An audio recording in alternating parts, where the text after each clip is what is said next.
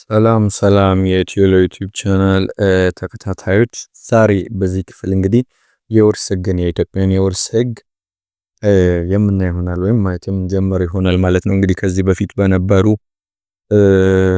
ዲስከሽኖች የውል የንብረት እንዲሁ የሲቪል ፕሮሲጀር ጁሪስፕሩደንስ ወይም የህግ ፍልስፍና የፍትሐብሔር ስነ ስርዓት ሌሎችንም ለማየት የቤተሰብ ህጉንም አንድ ላይ ለማየት ሞክረን ነበር። ዛሬ በዚህኛው ደግሞ የውርስ ህግን የምናይ ይሆናል ማለት ነው። ሰው እንድትከታተሉና ዲስከሽናችንን ሼር እንድታደርጉ እንጠይቃችኋለን። በአጠቃላይ ውርስ ማለት በቀላሉ አንድ ሰው ኖሮ እንግዲህ የሰው ልጅ ዞሮ ከቤት ኖሮ ከሞት አይቀርምና አንድ ሰው በሚሞትበት ሰዓት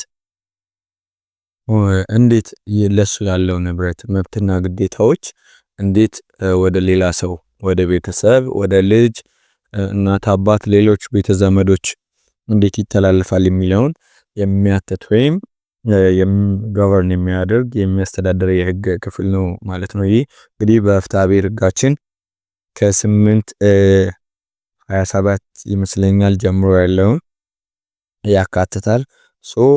ዛሬ ይህንን እናያለን ማለት ነው።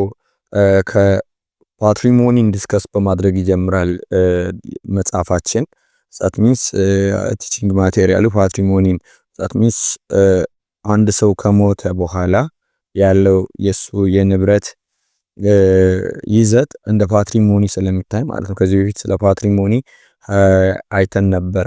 ላይክ አንድ ሰው ጠቅላላ የመብትና ግዴታዎች ድምር ፓትሪሞኒ ነው ብለን አይተናል። የፓትሪሞኒ ካራክተሮችም በንብረት ህግ ወይም በፕሮፐርቲ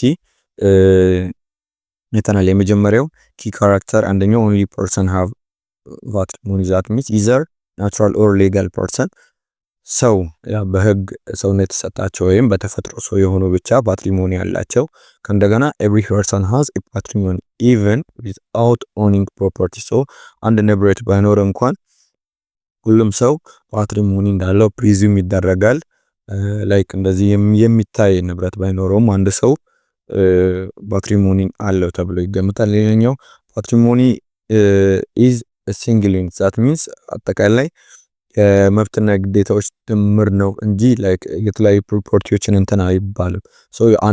አንድ ሰው ሲሞት የሱ ንብረት ይጣራና የመብትና ግዴታዎች ድምር በአጠቃላይ አንድ ላይ ፓትሪሞኒ ተብሎ ይቀመጣል እንጂ የተለያየ የሚከፋፈል ወይም የተከፋፈለ አይደለም ማለት ነው። ከዛ በኋላ ነው ወደ ክፍፍል ወደ ሌላ ወደሚደርሳቸው የድርሳቸውን ወደሚቀበሉ ሰዎች የሚተላለፈው ማለት ነው። ፓትሪሞኒ can be fully transferred during cannot be fully transferred during life that means ሰውየው በህይወት እያለ የአንድ ሰው ፓትሪሞኒ ሙሉ በሙሉ ሊተላለፍ አይችልም። በቃ ከሞተ በኋላ ነው fully transfer የሚደረገው።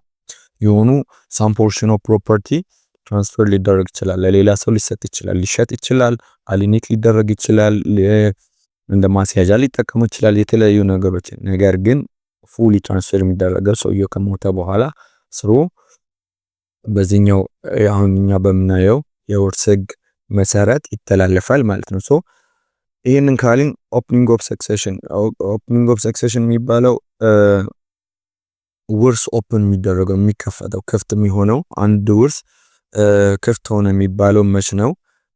የት ነው የሚባለው 826 ያሳየናል።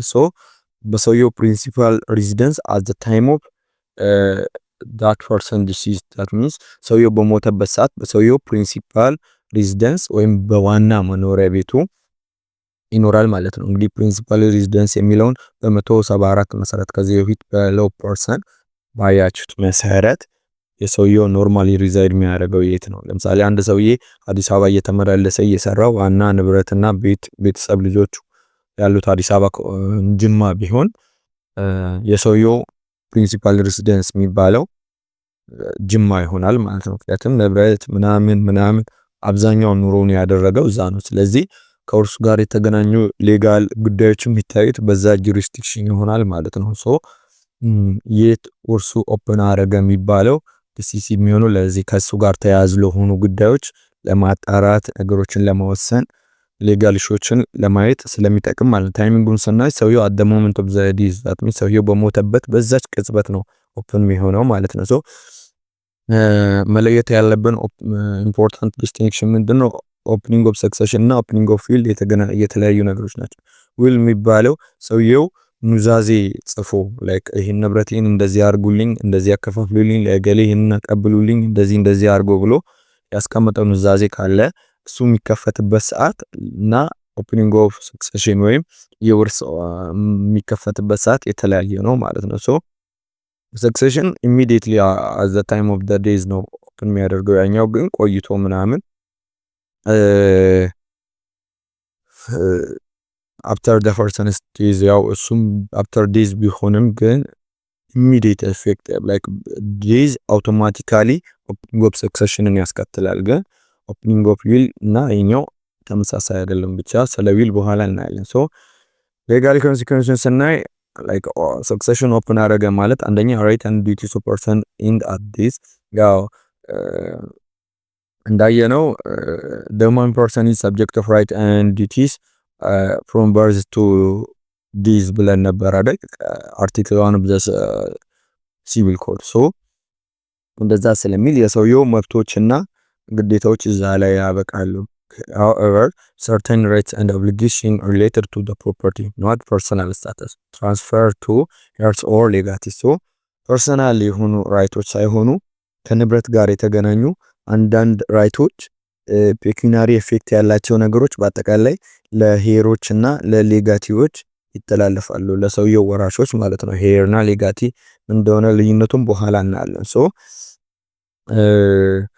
የሰውየው መብትና ግዴታዎች ከልደት እስከ ሞት ያበቃሉ ቢልም አንዳንድ የማያበቁ ወደ ሌሎች ወራሾች የሚተላለፉ መብትና ግዴታዎች ይኖራሉ ማለት ነው። ሶ ይሄንን ካለ ቲንግስ ሜኪንግ አፕ ሰክሰሽን እንደ ውርስ ሆነው ሊታዩና ሊተላለፉ የሚችሉ ንብረቶች ምን አይነቶች ናቸው ሲባል that means monetary value ያላቸው ፔኪናሪ ኤፌክት ያላቸው በብር በገንዘብ ሊተመኑ የሚችሉ ለምሳሌ ሰውየው ሰብአዊ መብት በህይወት የመኖር መብት እንደዚህ በሰውነት በአካል ምናምን ያለው መብቶች የመናገር መብቱ ምናምን እነዚህ ለምሳሌ ሞር ፐርሰናል ናቸው።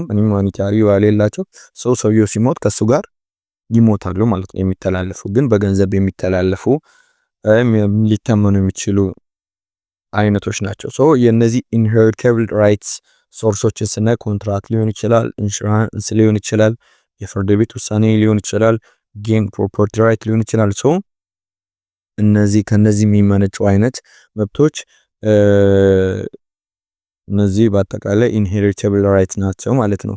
ሄሪዲታሪ ስቴትስ ስናይ it includes everything owned or possessed by the deceased at the time of the death ሰውየው በሚሞትበት ሰዓት ያሉ ኮርፖሪያልም ሆነ ኢንኮርፖሪያል መብቶችን በአጠቃላይ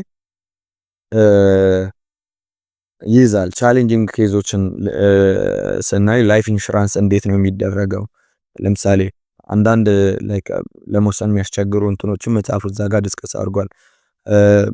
እንዲሁም በሲቪል ኮዱም ዲስከስ የተደረጉ ናቸው ማለት ነው። ሶ ይሄኛው 827 ላይ ለምሳሌ ስለ ኢንሹራንስ ዲስከስ ያደርጋል። life insurance money becomes part of inheritance if the deceased didn't specify beneficiary or አጠቃላይ ለሄሮች የህይወት ኢንሹራንስ ገዝቶ እኔ በሞት የህይወት ኢንሹራንስ ማለት እሱ በሚሞትበት ሰዓት ለሌሎች ሰዎች የሚተላለፍ ወይም የሆነ የሚሰጥ መኒ ሊሆን ይችላል እና ይህንን ሲገዛ ለእገሌ ብሎ ስፔሲፊካሊ ለአንድ ሰው የአንድ ሰው ስም ካልጠቀሰ ወይም ለወራሾች ብሎ የራሱን የህይወት ኢንሹራንስ የሚገዛ ከሆነ ኢንሄሪተብል ነው የሚሆነው። ነገር ግን ለምሳሌ የሆነ የራሱን ልጅ ስፔሲፋይ አድርጎ ለሆነ ልጅ የህይወት ኢንሹራንስ ቢገዛ የሆነን ሰው ስም በቀጥታ የሚጠቅስ ከሆነ ይሄኛው ኢንሄሪተብል ይሆናል ማለት ነው። that means it's exceptionally inheritable right። ከኮሜርሻል ኮዱ ጋር በተገናኘ የራሱ የሚሰጠው ኤግዛምፕል አለ። ለምሳሌ ማለት የሚያስቀምጠው ኮሜርሻል ኮዱ ምናልባት ይሄኛው በኦል ኮሜርሻል ኮድ ይመስለኛል እና ይሄኛውን ክፍል እስቲ ስለ ኢንሹራንስ ኢንሄሪተብል ነው ኢንሄሪተብል አይደለም የሚለው ከአዲሱ መጽሐፍ ከኮሜርሻል ኮዱ ብታዩ እኔም አይቼ በዛ መሰረት ሌላ ጊዜ አስተውሼ ዲስከስ አደርግላችኋለሁ።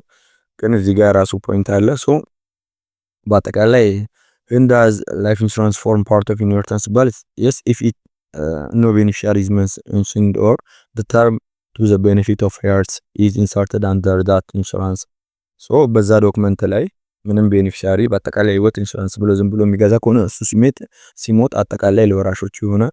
ወይም ደግሞ ለወራሾች የሚለውን ቃል ካስገባ ይሆናል ማለት ነው። ሶ ሌላኛው ፔንሽን ኤንድ ኢንዴምኒቲስ ፔንሽን ሚንስ የጡረታ እንትን እንግዲህ በዋናነት ሰውየውን ፔንሽን ዋና ዓላማው ወይም ጡረታው ሰውየው ሪታየር ሲያደርግ እሱን እንትን ማለትና የሱ ክሎዝ ሪሌቲቭስ እሱ በሚሞትበት ሰዓት እነሱን ለመርዳት ነው። ሶ ጡረታን ስናይ በፕሮክላሜሽን 345 ዝባር 2003 አሁን ተቀይሯል ይመስላል። ምናልባት እንትኑ ሊላይ ይችላል የፕሮክላሜሽን አመንዴት ተደረገ ይመስለኛልና ብቻ ስፖዝ ኢስቱ ሰውየው ያገኝ የነበረውን እሱ በጡረታ ያገኛል ተብሎ የሚገመተውን 50% እሱ ሲሞት ታገኛለች። ልጆቹ ደግሞ እያንዳንዳቸው የዛን 20% ያገኛሉ። ዛት ሚንስ ከ18 ዓመት በታች ከሆኑ ከላይ ወደ ላይ ካለፉ ግን አያገኙም ማለት ነው። ሶ ሌጋል ስታተሱን ስናይ it's not inheritable, it's not part of the state እንደ ስቴት ሳይሆን ላይክ ይሄ ፖሊሲ ነው፣ ሶሻል ፖሊሲ ነው ሰዎችን ሳፖርት ለማድረግ እንጂ እንደ ስቴት ተቆጥሮ የሚተላለፍ አይደለም። ሌላኛው ኢንዴምኒቲ ዛት ሚንስ አንድ ሰው ላይ የሆነ አደጋ አክሲደንት ምናምን ሲደርስ ኤክስትራ ኮንትራክቹአሊ ለሰውየው የሚሰጡ የካሳ ክፍያዎች ማለት ነው። ሶ እነዚህም ኤክሴፕሽናሊ ነው ላይክ ሰውየው በህይወት እያለ ምናምን ያስወሰነው ለመቀበል እንትን ያስወሰነው ነገር ከሆነ ይተላለፋል። ነገር ግን ሰውየው ከሞተ በኋላ የሞት እንትን ላይክ ሁሉ ሳይሆን የሆኑ ይሄ ቶርት ግላ ያለና መጠየቅ የሚችሉ የቅርብ ሪሌቲቮች ናቸው እንጂ ሁሉም ወራሾች አይደሉም። እዛ ጋር ሜንሽን ያደርጋል 290 ምናምን ብቻ አርቲክሉን በትክክል አላስታውስም። በቶርት ወይም ኤክስትራ ኮንትራክቹአሊ የሚጠየቀው ላይክ የተወሰኑ ሰዎች ስለሚጠይቁ ለሁሉ አይሆንም ላይክ እንደ ፔንሽን ወይም እንደ እንትን ነው። ስለዚህ ኤክሰፕሽናሊ ስለሚሆን በአጠቃላይ ሄሪዲ ላይክ ኢትስ ኢንሄሪተብል ስቴት ለማለት ያስቸግረናል ማለት ነው። ኤክሰፕሽናሊ ሰውየው ከመሞቱ በፊት ለነሱ ተካሶ ለምሳሌ ሰውየው በመኪና ተገጭቶ ምናምን እየተካሰሰ አስወስኖ ምናምን ነገር የሞተ ከሆነ ያንን እንትን ሊሉ ይችላሉ። ግን ሰውየው ሲሞት የህይወት ካሳ ምናምን የሞት እንትን የሚከፈሉ ምናምን ለተወሰኑ ሰዎች እንጂ ለሁሉ ወራሾች ለምሳሌ እዛ አርቲክል ላይ ሜንሽን ላልተደረጉ ሰዎች አይሰራም። ሶ ይሄ ነው በአጠቃላይ። ሌላኛው ታይፕስ ኦፍ ሰክሰሽን ነው ቴስቴት እና ኢንቴስቴት ሰክሰሽን አለ። ቴስቴት ማለት ኦከርስ ኤንድ ቫሊድ ዊል ኤግዚስት ዛት ሚንስ ሰውየው ኑዛዜ ጽፎ ይሄን ንብረቴን እንደዚህ ለገሌ ነሰጥቻለሁ ለገሊት ይሄንን አውርሻለሁ የሚል ከሆነ ይሄ ቴስቴት ሰክሰሽን ነው። ኢንተርስቴት ሰክሰሽን ማለት ደግሞ ዊል በማይኖርበት ሰዓት ወይም የኖረው ሰውየው ያስቀመጠው ኑዛዜ ኢንቫሊድ በሚሆንበት ሰዓት ይሄኛው that means the state will be distributed according to the law and there is another scenario here that means both of the testate and then intestate succession may be used that means mixed succession የሚባለው ማለት ነው። ሶ ሰውየው የሆነ ፓርቱ እሱ እንትን ያለው ዊል የሆነ ፓርቱ ቫሊድ ቢሆን እና የሆነ ፓርቱ ኢንቫሊድ ቢሆን ያንን ኢንቫሊድ የሆነውን ጋፕ ፊሊንግ ፕሮቪዥን በመጠቀም ሚክስድ ሰክሰሽን ሊኖር ይችላል ማለት ነው። ሶ ይሄኛውን አጠቃላይ ጀነራል ሪኳየርመንት ቱ ዘ ካፓሲቲ ቱ ሰክሲድ አንድ ሰው የአባቱን ወይም የእናቱን ወይም የሆነን ሰው ውርስ ለመውረስ ምን ማድረግ አለበት ሲባል የመጀመሪያው ሁለት ነገሮች አሉ። የመጀመሪያው ሰርቫይቨርሺፕ ነው። ሁለተኛው ደግሞ ወርዚነስ ነው። ሶ ሰርቫይቨርሺፕ ማለት አንድ ሰው ወራሽ ለመሆን አውራሹ በሚሞትበት ሰዓት በህይወት መኖር አለበት። እኔ ለምሳሌ የአባቴን ለመውረስ አባቴ በሚያርፍበት ሰዓት እኔ በህይወት መገኘት አለብኝ። ኤክሰፕሽናሊ እኔ ስሞት እኔ የወለድኩት ልጆች ካሉ በእኔ ቦታ መጥተው በሪፕሬዘንቴሽን ኤክሰፕሽናሊ ሊወርሱ ይችላሉ። ለእኔ ግን ልጆች ከሌሉ ወይም የሆነ እንትን የሚሉ ሰዎች ከሌሉ ሶ የኔ ንብረት የአባቴ ንብረት እኔ ሳይሆን ሌሎች እህት ወንድሞቼ እና ምናልባትም ሌሎች ሰዎች ይወርሳሉ ማለት ነው። ሰርቫይቨርሺፕ ማለት አውራሹ በሚሞትበት ሰዓት ወራሹ በህይወት መኖር ያለበት ማለት ነው። ኮንዲሽን ፎር ሰርቫይቨርሺፕ ስናይ even if the heirs lives briefly after the death they are considered to have survived and like ለአንድ ደቂቃ even በ5 ደቂቃ ምናምን briefly የሚታወቅ ከሆነ like ሰውየው ይሄ በግልጽ የሆነ የሚታወቅ ከሆነ ሰውየው ከሞተ በኋላ ከ5 ደቂቃ በኋላ መሞቱ እንኳን ቢረጋገጥ ወራሽ ይሆናል ማለት ነው። በአጠቃላይ በህይወት መኖር የመጀመሪያው ተቀዳሚ እንትን ነው። ሁለተኛው ከዚህ ጋር በተያያዘ ኮሞሪያንትስ ወይም ሲሚልታኒስሊ የሞቱ ሰዎች ናቸው። አብረው የሞቱ ሰዎች ሁለቱ ላይክ አብረው እንደሞቱ ለመለየት ለምሳሌ በሆነ ካር አክሲደንት ወይ በሆነ የሆነ አደጋ ምናምን አብረው ሰዎች ቢሞቱ ማን ቀድሞ እንደሞተ ማይታወቅ ከሆነ አንዱ አንዱን አይወርስም ወይም አይወራረሱም ማለት ነው። such a case አይወራረሱም አንዱ የአንዱ ወራሽ ሊሆን አይችልም። ይሄኛው በ832 የተቀመጠ ነው። ምን ይላል መሰላችሁ? ስለ አብሮ ማሽ ሰዎች ይልና ሁለት ወይም ብዙ ሰዎች የሞቱ ሲሆንና ከነዚህ ሰዎች መካከል በኋላ የሞተው የትኛው እንደሆነ ለማወቅ ያልተቻለ እንደሆነ ከአብሮ ማቾች ሰዎች ሀብት ወራሽነት ምንም ሳያገኝ የነዚህ ሰዎች እያንዳንዳቸው ውርስ በመጨረሻ እንደሞተ አይነት ተቆጥሮ ይወሰናል። that means አባትና ልጅ አብረው ከሞቱ ልጅም ንብረት ካለው አባትየው ወርሶ ወይም በሱ በኩል ለሌላ ሰው አይሄድም። ልጅም ደግሞ የአባቱን ንብረት ወርሶ ባይ ሪፕሬዘንቴሽን ለሌላ ሰው አይሰጥም ማለት ነው። አንዱ አንዱን አይወርስም ማለት ነው። And another scenario is death of the heir after the deceased. That means if the heir dies after the deceased, they still have the right to inherit. Their share pass to their own heirs. That means ቅድም እንዳልኳችሁ ነው። like አንደኛው አንዱ ከሞተ በኋላ ከተኩል ደቂቃ ከ5 ደቂቃ በኋላ እንኳን እንደሞተ የሚረጋገጥ ከሆነ እሱን ተክተው ልጆቹ የአባትየውን ቦታ መተው የአያታቸውን ንብረት እንዲወርሱ ይደረጋል ማለት ነው። የመጀመሪያው ሪኳየርመንት ምንድነው? አንወርጂነስ ነው ሰርቫይቨርሺፕ ነው። ሁለተኛው አንወርጂነስ that means አንወርጂነስ የሚባለው ምን መሰላችሁ? ያልተገባ ስለመሆን that means 838 ላይ የተቀመጠ ነው። ያልተገባ ውርስ ለማውረስ ያልተገባ ስለመሆን ይላል። ወይም የወንጀል ቅጣቶች ለምሳሌ ሟችን ለማውረስ የማይገባ ነው ተብሎ የወራሽነት መብት የሚያጣው ሟቹን ወይም የሟችን ወደ ታች የሚቆጠር ተወላጅ ወይም ወደ ላይ የሚቆጠር ወላጆች አንዱን ወይም የሟችን ባል ወይም ሚስት አስቦ በመግደል የተፈረደ ከነዚህ ሰዎች መካከል አንደኛውን ለመግደል በመሞከር የተቀጣ በሐሰት በመወንጀል ወይም በሐሰት ምስክርነት ይህ በሐሰት መወንጀል ወይም በሐሰት መመስከር ከነዚህ ሰዎች መካከል በአንደኛው ላይ የሞት ፍርድ ወይም ከ10 ዓመት የበለጠ ጽኑ እስራት ቅጣትን ለማስቀጠል የሚያሰጋ ሆኖ የተቀጣ ማለት ነው። ቀደም እንትን ያሉት ከሟች ወራሾች የሟች ሚስትን ሊሆን ይችላል፣ ሟችን ራሱንም ሊሆን ይችላል። ወደ ላይክ የሟች ልጅ ወይም የሟች እናት አባት እንዲሁም ሚስት እነዚህ ላይ አንደኛ ሟችን ለመግደል የሞከረ ወይም የገደለ ከነዚህ ሰዎች ደግሞ የግድያ ሙከራ በግድያ ሙከራ that means ኢንቴንሽናል መሆን አለበት ግድያ ሙከራው እና ያደረገ። ሁለተኛ ደግሞ ፎልስ አኪዩዜሽን ወይም ከነዚህ መሃል ቀደም ከላይ የተጠቀሱ ሰዎችን አንዳቸውን ለማሳሰር በሐሰት የከሰሰ ወይም ደግሞ የሐሰት ምስክርነትን የሰጠ ላይክ አንዳቸውን ለ10 ዓመት ከ10 ዓመት በሚበልጥ ጽኑ እስራት በሚያሳስር ወንጀል ወይም በሞት በሚያስቀጣ ወንጀል ላይ በሐሰት የመሰከረባቸው ከሆነ እንዲታሰሩ ወይም እንትን እንዲሉ ማለት ነው። በሐሰት መመስከሩ የታወቀበት። እንዲሁም አምስተኛው አንወርዲነስ ምክንያት ምንድነው? interfering with the testator's will making for that means ሰውየው ዊሉን በትክክል ወይም ሌሎች ምክንያቶች ይላል። ይሄኛው 840 ላይ የተቀመጠው ነው እዚህ ጋር ኢንተርፌሪንግ ዊዝ ዘ ቴስቴተርስ ዊል ሜኪንግ ፖር ብሎ የገለጸውና በተለይ ሟችን ለመውረስ የማይገባ ነው ተብሎ የሟችን ሰውነት ሁኔታ ምክንያት በማድረግ አውራሹ ከመሞቱ በፊት ባሉት በ3 ወር ውስጥ ኑዛዜ እንዲያደርግ እንዳይለውጥ ወይም እንዳይሽር ይከለከላል።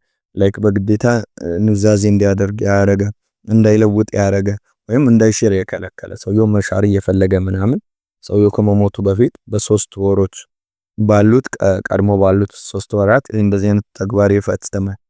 እንዲሁም አስቦ ያለሟቹ ፍቃድ የሟችን የመጨረሻ ኑዛዜ ያበላሸ እንዳይገኝ ያደረገ ያጠፋ ወይም ጉዳዩን በማወቅ በሐሰት ኑዛዜ የተጠቀመ የወራሽነት መብት ያጣል። ሶ አምስተኛው ግራውንድ 840 ላይ የተቀመጠው ነው ማለት ነው። ሶ attempted murder, false accusation, perjury, interfering with the testator's will making poor እነዚህ አምስቱ ኢንቴንሽናል መርደር ወይም attempt to murder አጠቃላይ እነዚህ አምስቱ ናቸው ማለት ነው። አንድ ሰው አንወርዚ እንዲሆንና ለውርስ ለመውረስ ያልተገባ ነው ተብሎ ከውርስ እንዲነቀል ያደርጋሉ። ሌሎች ሲናሪዎችን በት እዚህ ጋር ኖት ማድረግ ያለበት ምንድነው? crime committed after the death of the deceased does not affect the capacity to inherit. that means ቀደም ከየተባሉትን ወንጀሎች ከላይ ተጠቀሱትን እንትኖች ሰውየው ከሞተ በኋላ ኦሬዲ ሰክሰሽን ኦፕን ካረገ በኋላ ወራሶቹ ከታወቁ በኋላ እንደዚህ አይነት ነገሮችን ቢፈጽም አያሳጣውም ወይም ያልተገባ አያስብለውም ማለት ነው። ሰውየው ከመሞቱ በፊት ከላይ ተጠቀሱትን አክቶች የፈጸመ ሰው ብቻ ነው የሚባለው። ሌላኛው unborn child ነው።